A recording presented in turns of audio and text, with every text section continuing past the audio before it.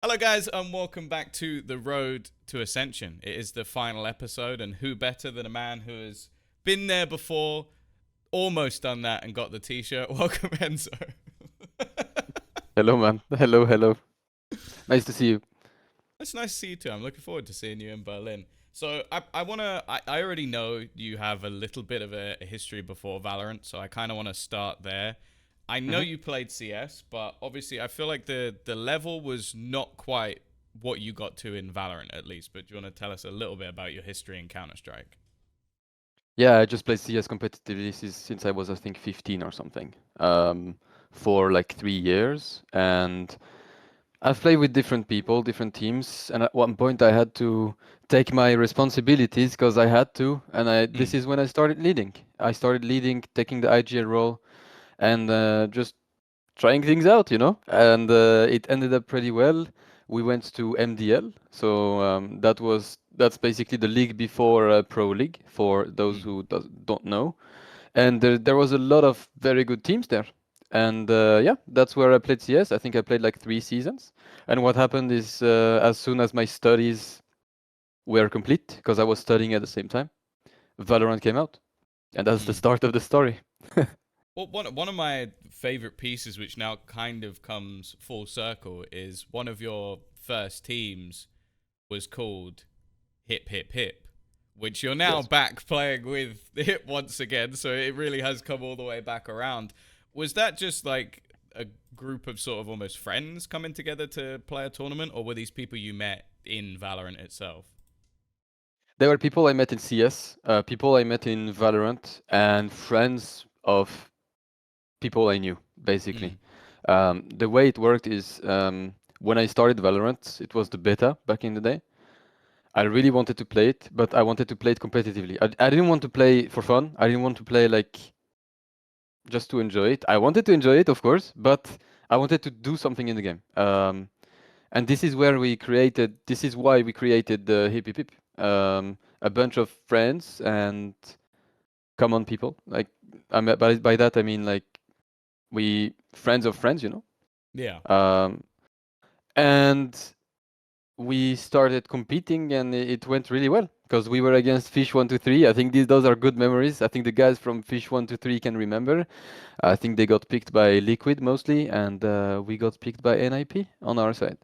Hmm. But I then want to touch on your Mhm. agent choice because I feel like when you get to your sort of stats in professional play, I don't know if there's too many people who beat you out. I think you have 393 maps played on Sova, which is pretty fucking ridiculous. I'll be honest with you. What Yeah. was it with that agent that you went, okay, this resonates with me pretty much from the get go?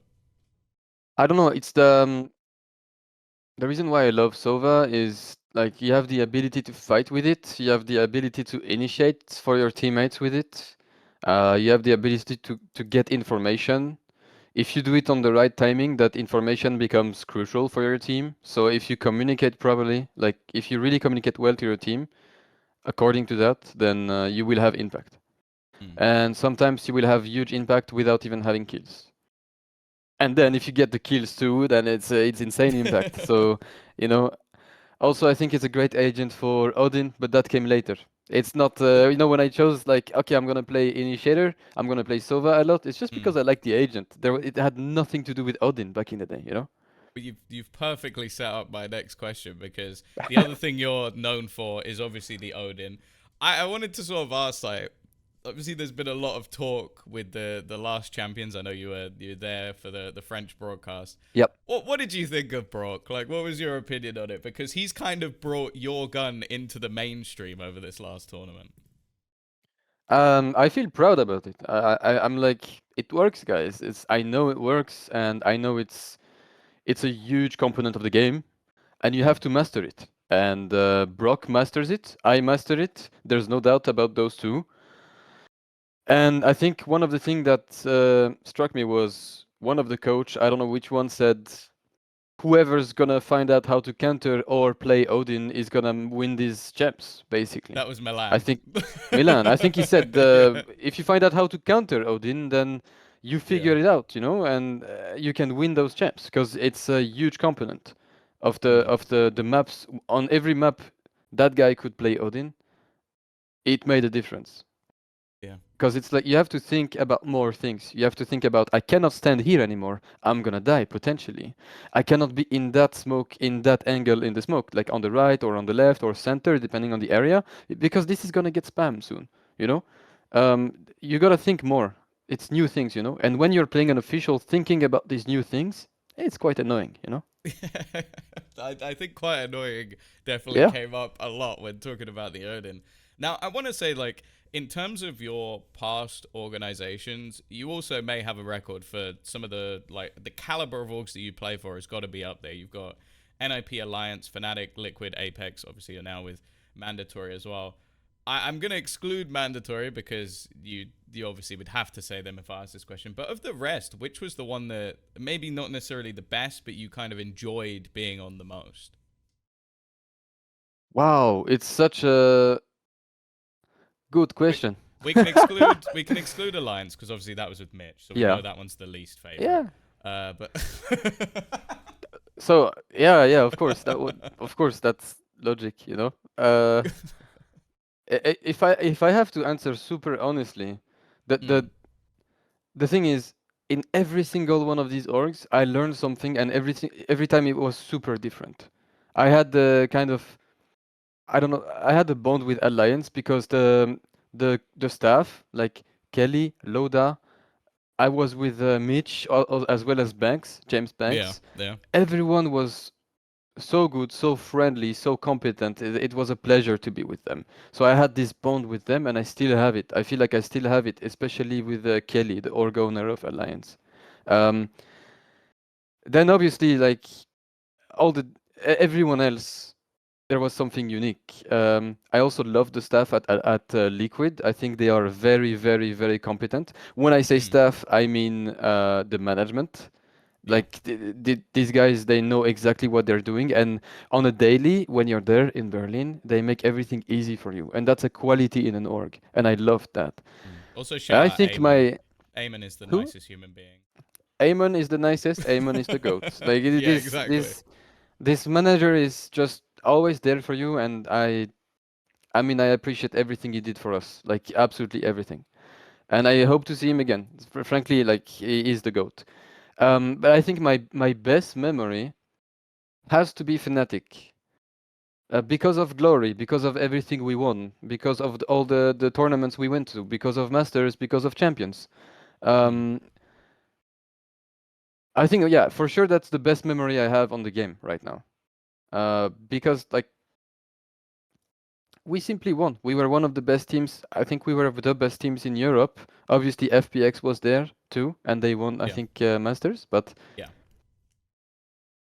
yeah, that's the most beautiful memory for me. I noticed you didn't mention NIP, but we'll leave that one.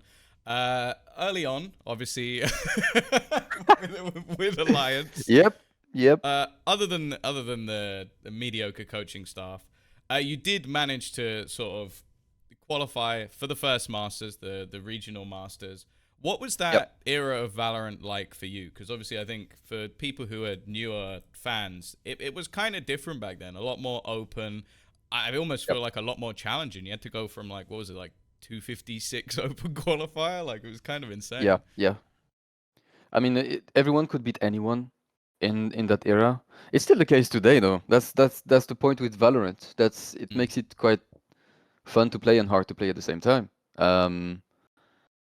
And when I take a step back and I think about the Alliance days, we were fighting with the competence and the tools we had back in the day, but we knew nothing. We didn't know much about the game, and that's normal. It was at the start of the game, you know.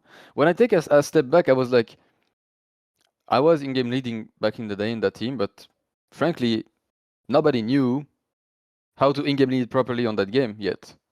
I mean, Mm. it's everything was new, you know. So yeah, that's the difference is that everything was new and we didn't know what we were doing, you know. But we were still doing it and still trying and still competing. That's cool. It's funny. It links nicely to something Lewis said in one of the earlier like interviews. He said we thought we were really good, and then we played against FPX and realized we didn't understand anything about the game because just Yeah. playing against. And then he was like, but looking back now, they didn't do anything special. We were Yes. just bad. And so Exactly. Yeah.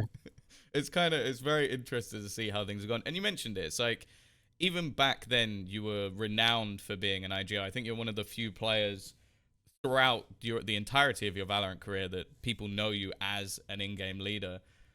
What was sort of the characteristic that you were like, okay, I'm gonna be a leader of a team, or was it someone kind of went, you should do this, and you just took it? So it started like that initially on CS. Someone went like, "You should really do this because we need someone to do it," and Mm, I think that's a good way to start IGLing. Because sometimes when you want it too much, it's not gonna happen. It has to come to you. You know, IGLing has to come to you at one point. And then later on CS on Valorant, um, I think it's just what I like to do. I think it works well because as a leader, I can make everyone around me a little bit better. I can guide mm. everyone. I can be the voice they need. I can be the voice they need in the game and outside. Um, I don't know how to explain it. It's quite natural to me. And also, I like making plans. I like creating game plans, Mm. making them work. I'm thinking about it. It's just I think I really like to imagine something in the game or study something and then see it happen and see it living in the game, you know? Like it's like creating something. Yeah. And I just like it. And the rest is just plain simple. I think the guys need me as in every team, everyone like they need me as an IGL and I just do it pretty well and that's it. But the interesting thing. That was the worst answer ever. I just like IGLing. I just like IGLing. Go ahead. It's good. You call. And But then when the game is over, you lead. You know? It's good. well, I was going to say that the kind of almost irony, in a sense, is that you mentioned the sort of most successful era you had. It was actually one of the few teams you weren't leading on, because obviously you were Yep. working with Boaster. Was that tough to sort of take a back seat, or was it a scenario of like, okay, this is the role I need to fill? It wasn't tough. For sure it wasn't tough. It was easy. Because the guy next to you is Boaster. Um, Fair. and I know for a fact that Boaster took a little bit of inspiration from me, and I also took a lot of inspiration from him. Because Mm, when I joined the team at the start, um, there was a few leadership issues that you know Buster had some ideas and then he improved on those and it was super good. What I'm talking about is quite minimal, right? It's a few details here and there, but um, I really enjoy being next to him because then for my next teams I could call better, play better, and get inspired. So that's always a good thing. Now, you asked me, was it like tough to not IGL? And my answer is definitely no, it wasn't tough. You have a new role, you take it as a challenge, you just do it. And it was just a pleasure to be next to these guys and play and win. It was mm. so good. Well, I was going to say the pickup seemed to come off the back of your like stand-in performance at Masters Reykjavik. Considering the circumstances of that event, did you feel pressure to make a good impression? Because for context, for people who don't know, that was where Durka, I think, had COVID, and then I think it was, did you Yeah, replace Brave? It was yeah. a very odd, like, for a Masters event, that was like one of the toughest probably like debut matches ever, because you had people expected you to win but also expected you to lose because you had stand-ins. Yeah, and we had no practice. It was plug and play. That too. So I don't even remember if we had one game of practice or something. I don't even remember that. I went to Iceland, went on the stage, played, and that's it. I think it. I mean, I was just happy. To be frank with you, I was just I was locked in. I was happy. No pressure. Of course, there's the pressure of masters and the stage and everything, but I felt like that's what I was meant to do. I'm meant to play. So no pressure. I just enjoyed it. Yeah. And the next challenger stage, where I guess you had a little bit more practice, I think you won every single game. You Yep. beat G2, FPX, Guild, Ascend, like drop the names, you beat them. Do you think that period was like the best team you've played on? Obviously, Durka, Boaster, Alpha, Mystic. I think so, yeah. Taking a step back is always hard because the game changes and the game becomes harder and harder. Um, and the year after with Apex, that team was incredibly good too. But overall, yeah, I would say between Apex and that team, there's a match, you know. It's yeah. But I think yeah, when you take a step back, it was the best team, yeah. And in Copenhagen, you finished top 4. I think champs was 5th to 6th. It's decent results, but like with the status of Fnatic, did you kind of know, even though like the results were solid for pretty much any other team, that wasn't going to be enough going into the next year? Possibly yes. The thing that happened from my point of view is that for champions, unfortunately for champions, the trust in the team was not at the highest. And that's Okay. one of the small regrets I have about the Fnatic era. I believe they changed that for the next years, because when you feel that, you have to improve and do it better for the next years. But I remember at champs, it was like, we are here, we want to compete and win. Okay, let's try, let's see what we can do. But I felt like the trust was not was the trust was there between us as people, as individuals, but as a team, something was damaged. Hmm. Yeah. Did So, it? I was gonna say, did it but lessen the yeah, blow a little bit, knowing that the person who replaced you was probably the best player in the world? no, that's fine. No, honestly, that's fine, because that's what competition is all about. It's fine. Well, then we get into that sort of you mentioned the team that maybe came close to that Fnatic one, and it was that Ascension run. 2023 was like the first year where sort of everything separated. You had a clear like this is tier 1, this is tier 2, and for the tier 2 it was a whole year of grinding to get a chance to play tier 1, whereas before you could go through challenges, you could start at different parts of it. When you weren't in tier 1, was that the choice to join Apex as like, okay, this is our chance to run it? Or were there other like tier 1 offers that you then turned down to join them? Like that was it just like, I didn't have the offers, I'm going to go to Apex? Oh, for the Apex era, for the Apex season, there was no tier 1 offers. Okay. Everyone at Apex had no tier 1 offers, and everyone joined that team to get revenge Okay. for that Fair, fact. fair enough. The team on paper was pretty much an absolute powerhouse. Like it was all tier 1, and the one player who wasn't tier 1, again for anybody who doesn't know, was Kiko, who if you've Yeah, watched any Valorant over the last ever is a pretty damn good a player. beast. He's a Yeah. beast. Firstly, I didn't have this question, but when you sort of were building the team, what was it with him? Because he was relatively unknown until that point that you went, oh Yep. shit, actually, let's just get this guy. He's nuts. So honestly, it's pretty simple. We trialed him. So coach was Itopata. I was there as the IGL. I Hmm. think Kiko got picked pretty fast, like very, very fast. But you could see straightforward. You could see it was a great decision because he's shooting super fast. He's super crisp. He's incredibly reactive. That's the point with Kiko. He's incredibly reactive and in chaos. So that's the quality that's like really was like highlighted for me. In chaos, you can speak to him and he's going to comply, he's going to respond, and he's going to react to it no matter what. And that's insane. I give you an example. He's shooting one guy, shooting two guys, hiding. You're gonna flash for him. He's gonna be hiding for it, pop, and he's gonna pick again in chaos. Most players are gonna fight, kill one, maybe kill two if they're good, and then get team flashed because they didn't like Yeah, they yeah. don't know what's happening, you know.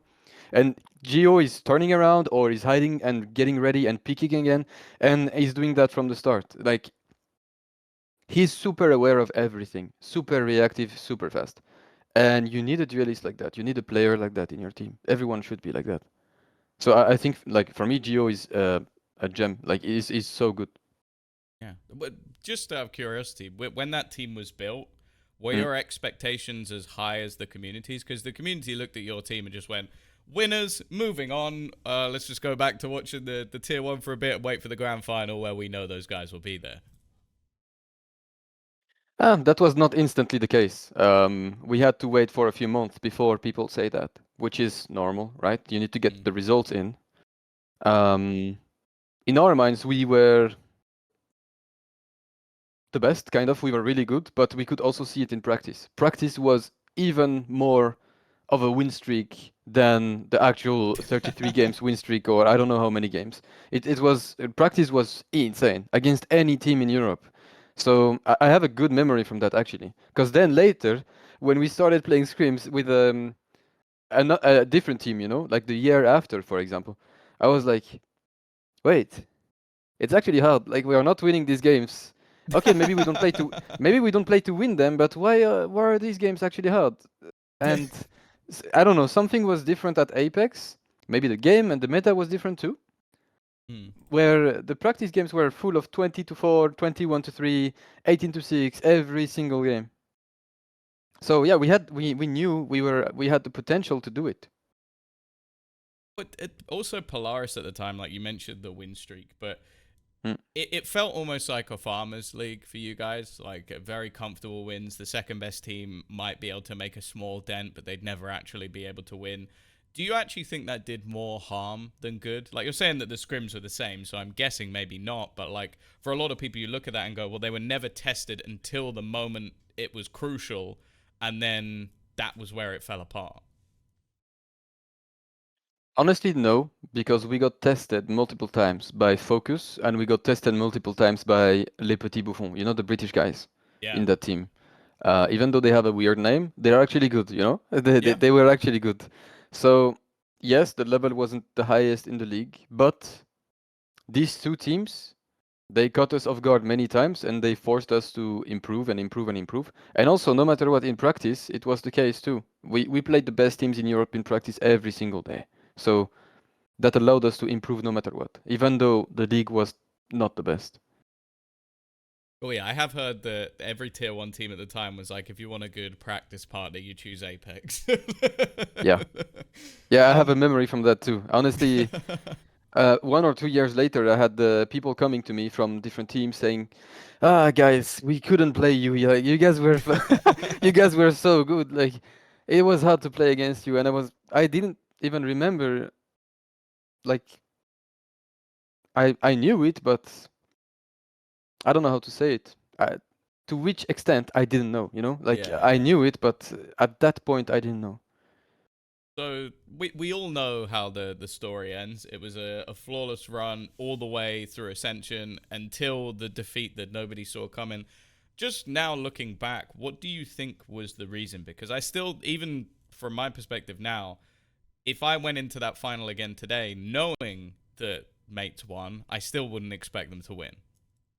I agree. Um, Credits to them. They came prepared. They came prepared especially for us. Mm. They had the energy levels, they had the skill, they had everything on that day, and on that specific day, we did not. So our energy levels were low. I don't know why. Yeah, maybe it's like a long run tournament thingy, like when you start to get tired in the end of the run. So maybe we did a few things wrong during the preparation of the tournament. I don't know. But it felt like one of those days where things don't connect. We fight, but things don't connect. Mm. So it wasn't my That's fault pretty for much. choosing your Odin skin then. Did you do that? Yeah, you. I was in the crowd. I'd never forget that. You turned to me and went, "Which Odin Oh, do you want me and to I asked you skin?" to stop for the skin, and you Yeah, chose it, yeah, yeah? yeah. And then you lost. I was like, "Oh fuck, was it my fault?" I understand now. That's bro. I understand now. That's why we lost. Shit. That's I shouldn't crazy. have It's said because of that. you. Yeah. Now I remember. Now, yeah. Hey, I was like Mitch scrolling the wasn't skins. casting at least. Yeah. Yeah, but imagine if he was casting 13-1. Yeah. sort of already know the answer to this because I feel like this was definitely the case. But is that the hardest moment, like knowing that that team wasn't going to continue together? Because there's not many teams I've witnessed from afar and seen like, okay, the bond these guys have just seems different. Yes, I mean you nailed it. It's they are people I really like all of them.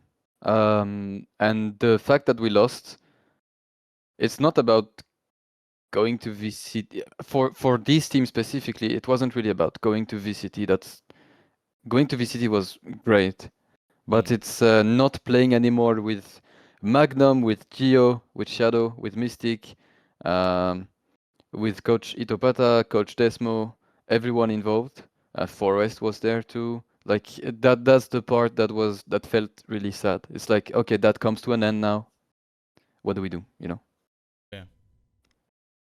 So the weird thing is even though you didn't win, the whole team ends up in tier one in separate teams. So Yep. was it kind of weird? Because this has to be the aspect for you guys, as you said, from the scrims and everything you mentioned. You know you were good enough, but still had to separate because you didn't win that one singular match. Was that very tough? Yeah. I mean that's tough, but eventually one is gonna get picked up, two are gonna get picked up, and when you see that happen, you understand there's no more next season together, no matter what Mm. happens, even in tier two, and then you gotta find out. Everyone has to find out like how to continue, and continue in tier one is the way, of course. So I think it's just natural. Yeah.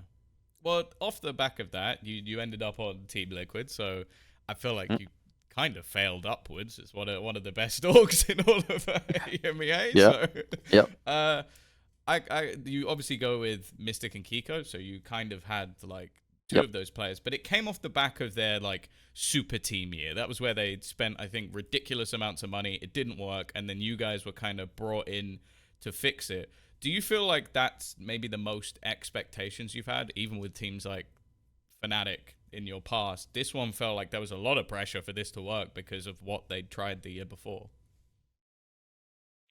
Not really, because the when you're inside Team Liquid, like I said, the management is so competent that you still feel good in the end.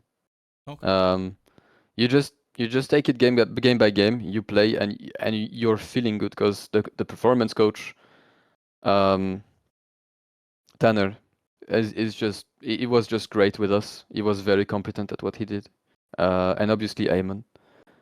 So that went really well. So there was no pressure about the year before, to be honest. It was fine. Hmm. Now, this question might go across a little bit rude, but we're friends, so I'm gonna say it anyway. Uh, what would you Go say ahead. this Liquid team was the most frustrating team of your career? Because some I remember watching some of the matches, especially the Navi match. I don't know if that one still sticks in your mind. I can refresh it The if one not. where I play Cypher on Split. Uh, Let me check. Yes, the one where you played Hmm. Cypher on Split. Yeah. Because I remember watching Mitch genuinely die inside during that game because basically for anybody at home, what he did was they won the first map versus a very, very good Navi team. This was the Navi with Sugetsu, with Ardis. They're then 10-2 in the lead. Or they 10-1 even. And he was dancing on the cast. Like, I mean, actually dancing. And then it just crumbled. And that seemed to be, like, quite the story of the season a lot of the time. It's like the team in moments and glimpses looked unreal. And then at a flip of a switch, it would disappear. I agree. The potential was there. Geo and Nuts are frankly amazing players. Uh, and when you have Mystic and Yampi, I mean, look at the team. It's Yeah. uh, it's just a top team. So wasted potential, yeah. What was is there something you can pinpoint it down to that you think like, okay, that's why that didn't work, or is it simply just shit happened? No, it's never shit happens. It's all about competence. It's all about what you do to make it work. Hmm. I would say right now, the main difference is compared to the year before. The year before, as I was IGLing with Itopata and Desmo, so we had a trio going on. Yeah. Especially with Itopata because Desmo came in later. And everything was super efficient, super smooth. I brought in the game plans. Ito was supporting me whenever I needed something. He would bring it to me as a solution. And Enzo, you can do it like that. Don't forget to call like that. Don't forget to say that. It's gonna work out. Let's go. And then we play and we destroy. Okay, that's Apex. Yeah. And I didn't feel that at Liquid, unfortunately.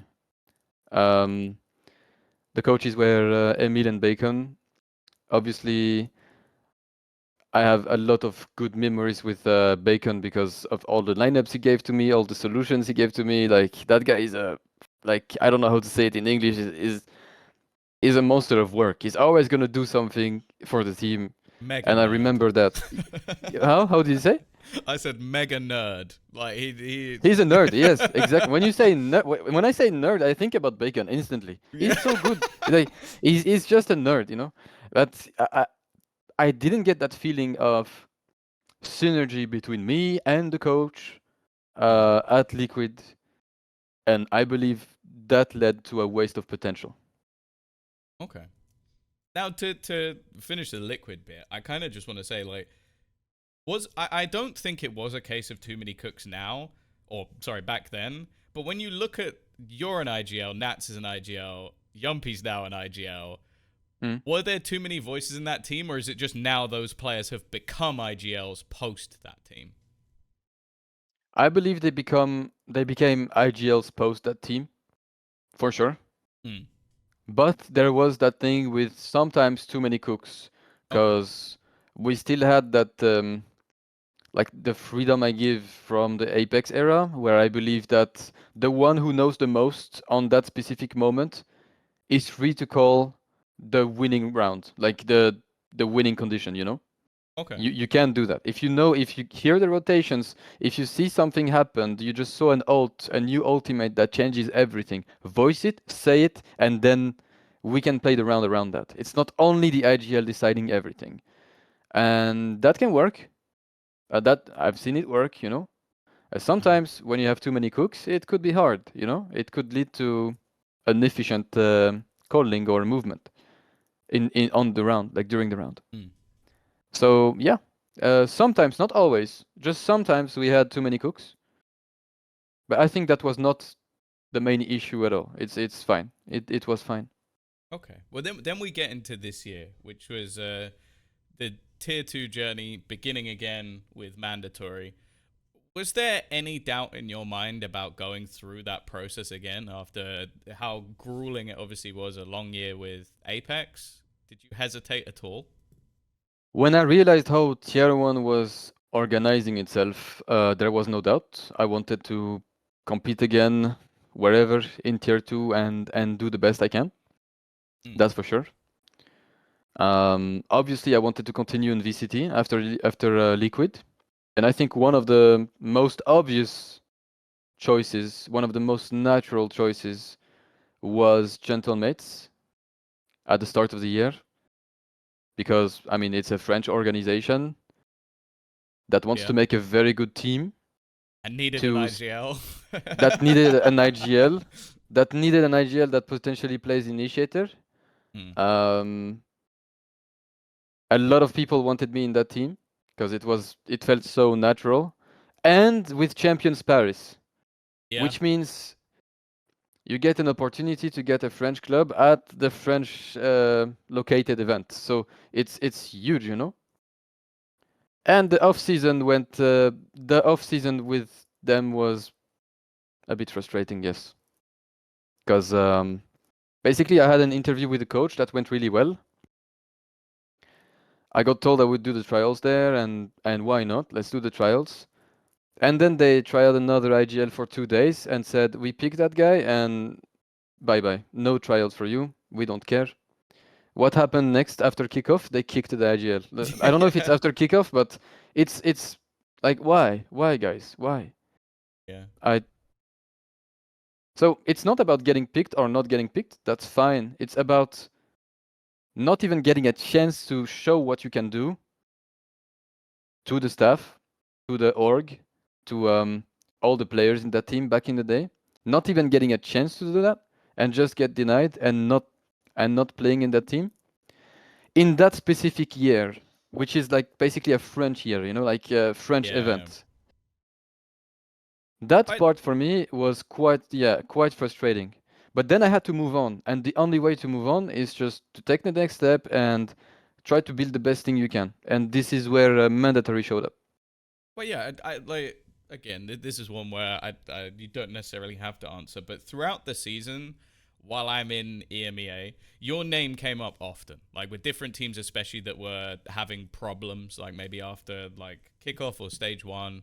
That your name was mentioned a few different times. Did you ever get any contact from orgs, like being like, okay, are you available to trial or available to come and fix this, or was that just purely rumors? No, those were not rumors. I had one specific offer to join VCT EMEA Nice. after Split 1.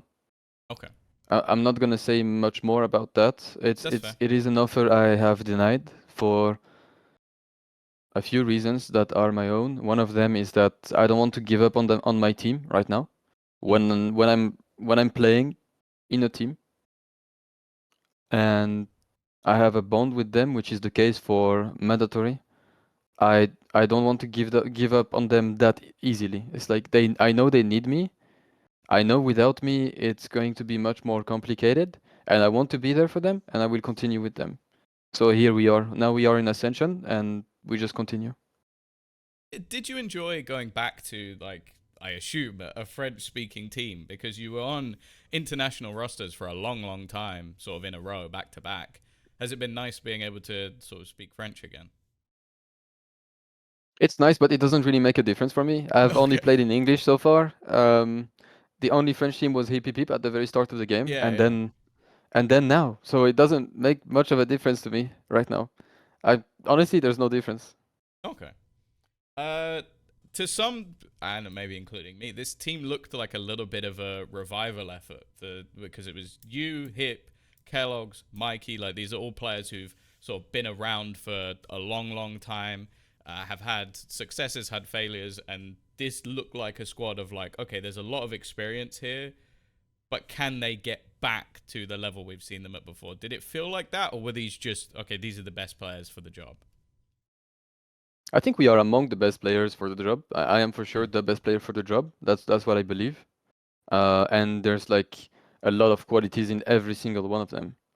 And you're gonna make those qualities better, and you're gonna look at the weaknesses of the team because there are weaknesses, like from experience, from the past, there are weaknesses. There were weaknesses in that team that we had to pinpoint and improve for sure. And we are working on that every single day. So yeah, I don't know. It's a great team, that's for sure. Yeah. Well, I kind of want to then go into like stage one initially. Like it went pretty Mm, well. I think second in France, third in EMEA, decent yep. amount of points to start with. But was it quite difficult when I think that was the moment when Sivov ends up like leaving for Vitality, and especially with him being, I guess, the young blood of the squad, Yeah. was he difficult to replace? Yes, Sivov is hard to replace, obviously. But then when we found out the solution with Takas, it went pretty well eventually. That's Because true. the thing with Takas is that that guy is plug and play. It's very easy to be with. I gotta give him credits because Takas is very positive when he plays the game. No matter what happens, he's gonna be focused and positive, and I like that in him. Mm. Especially these days, right now, I have to say that because it's a huge quality that will carry him in the next seasons. And I hope I get to continue with him. Obviously, I hope we all do. But that's great from him because it's super positive. And it was easy to play with him. He's plug and play. You just tell him what he has to do. He's gonna play any agent, and that's it. Sometimes you can see him on Neon. Sometimes you can see him on, I don't know, Yoru, Waylay. Sometimes on Deadlock. Sometimes on Viper. Sometimes on KO. Sometimes on Breach. Like he's like Kiko, you know. Mm. I mean, he's not like Kiko. He's not gonna play smokes, but you know what I mean. He's kind of flex. It's kind Yeah. of flex with a lot of firepower, is what I mean. This again, this was not one of my questions, but I want to ask anyway. Was there ever a moment where he like first joins the Discord and you're like, "You motherfucker, Ascension, you ruined my." What do you mean? Like, Because I tell him to play a weird agent? no, I mean Or you saying to him because of Ascension. Like, oh yeah, of course. I mean, with coach MADC like Mini, our coach, yeah, hmm, because he was their coach back in the day too. Yeah, I mean one time or two, but then we just laugh about it and we move on. fair enough. You know, the the thing is, if it creates something, it creates a bond between us because we were there in that final day. That's it. That's Yeah, all it yeah. creates. Like we were Okay. against each other, but we were there. Well, yeah, I think also if you can't laugh at it, then your team's probably gonna fall apart very very Of quickly. So. course, but you have to. You have to laugh at it. Of course. So over the season, I think it definitely felt like ups and downs. But when you got to stage 3 EMEA, Hmm. what was it like? Firstly, knowing that everything was on the line in this one tournament, and then looking at your group, because that group was fucking outrageous. Yeah. I think 98% of the community was, oh, 99% of the community, I'm gonna Yeah, add 1%, was like, okay, it's over for them. yeah, That group is not gonna, yeah, it's over for them. We didn't think of it this way. We thought of it as, guys, we got a job to do, we're gonna show them. And I told the guys, we are not in their group, they are in our group. Go fuck them. And that's what we did. Okay, we lost the second game, but we won the first map, and that was enough. And I have to give credit to the team and everyone involved in the team because we were fighters that day. We were beasts. Like those 2 days of competition for that group, we were beasts. hmm. We were playing a really good Valorant. Did you like, especially with the BBL Pacific game? Did you like have specific prep just for them, or was it Yes, more of like on a? Okay, there you go. yes. Essentially, we've been preparing for them after the end of Split 1, like Challengers 1, because I think we lost to them. Hmm. And we realized they have qualities that we cannot ignore. Very surprising qualities that we cannot ignore. That ULF has too. Yeah. Yeah.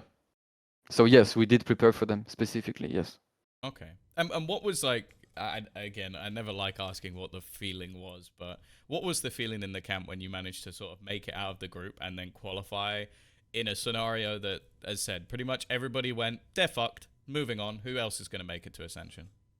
We just believe in ourselves. We knew we could do it. So for us, from our POV, there was no doubt. All I Okay. can tell you, the funny part I can tell you about is after we won the map one like against Enterprise, I believe, the one Hmm. that qualified us to Ascension because we had to win one map against them. Kellogg said, "Guys, that's it. We're in Ascension." He was so happy. Like, okay, we're in Ascension. The game is not even over, but we won map one. We are in Ascension. Let's go. Job is done. Map two and map three, it's over. Nobody was there. Like, I mean, the job was done. That's great. But we lost the game eventually, and it doesn't matter. It was the most beautiful defeat of the year. Yeah. Well, obviously, before we get into the sort of 10 questions I've asked everybody, I just want to ask you the thoughts on the groups because it's been very interesting from my perspective, like sort of preparing for the event because like I think most people will put Enterprise and BBL Pacific maybe slightly above everybody else because of how they performed throughout the year. But looking at your group in particular, a lot of those games look very, very close, especially depending on who shows up and how people have used their prep time. Like, how are you feeling with, like, obviously you've got BBL Pacific, Twisted Minds, and Focus in your group? I think it's a great group. I Hmm. think it's a great group because when you look at the other group, it's also very stacked. You have Dynasty, you Yeah. have Enterprise, you have LF, and now you have Job Life. So, like that's the best choice. Like, if you had to ask me where do you want to be in that group, I go here. It's great. All right, let's That's the let's way get I in. see it right now. It's very stacked. No matter where you are, it's super stacked. Yeah. All right. Well, we've got our ten questions to close things out. The first one is nice and easy, probably the easiest question I've asked you today. What is your in-game name and what team do you play for? My in-game name is Enzo, and I play for Mandatory. What makes your team different or unique from the other 7?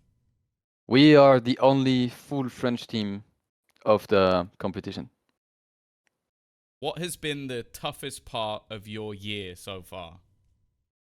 Toughest part of the year, maybe losing the French finals and then losing Sivov. Who is the player on your team that others need to watch out for? Absolutely everyone, guys. Absolutely everyone. Watch out for everyone. Okay. Watch out for that guy with Odin as well. Which team other than your own will make it to VCT EMEA? Job Life. It would be a nice story for Job Life to. Wait, they can't. We would be against them, I think. Oh, it depends where you finish in Yeah, it depends. your group. I would like They to see could. Focus. I would like to see Focus through. Okay. I would like to see Job Life through. Which player outside of your team would you consider a threat? I think Sivov is a threat. He's a friendly threat. Okay. Who are you most excited to play against? Ooh, honestly, everyone, because I feel like these teams, everything is super stacked, but their playstyle is very different from one to the other. Is there any team you are surprised didn't make it to Ascension, or any team you are surprised did make it to Ascension? No, I got no specific surprises. I'm surprised at how ULF became, I wouldn't say that good, but how they improved over the month. Because eventually they won Challengers 3, right? Yeah. So that's really good from them. I got surprised by that. But other than that, there's no big surprise. Okay. What is the key factor for your team to win Ascension? We gotta trust each other, no matter what happens. We gotta fight for it. I just want to see the fire in everyone's eyes when we play. That's what I'm gonna tell the guys anyway. We need to want it more than anyone, and we need to trust each other like never before during the year. And last but not least, do you have a message for the other teams heading to Berlin? Good luck, everyone. See you in Berlin, and be ready for a fight. Sounds good. Well, it has been an absolute pleasure talking to you, Enzo, as always. I'm definitely looking forward to catching up with you in Berlin in, was it 9 days? 9 days, a few days. 9 days. Yeah. It's going to be soon. But thank you very much for taking the time to talk Thank to you. me. It is always a pleasure. Yeah, always. Bye-bye. Hey. Wait, I felt like I wasn't even live anymore. I was like truly saying, bye-bye, Tom. Love you.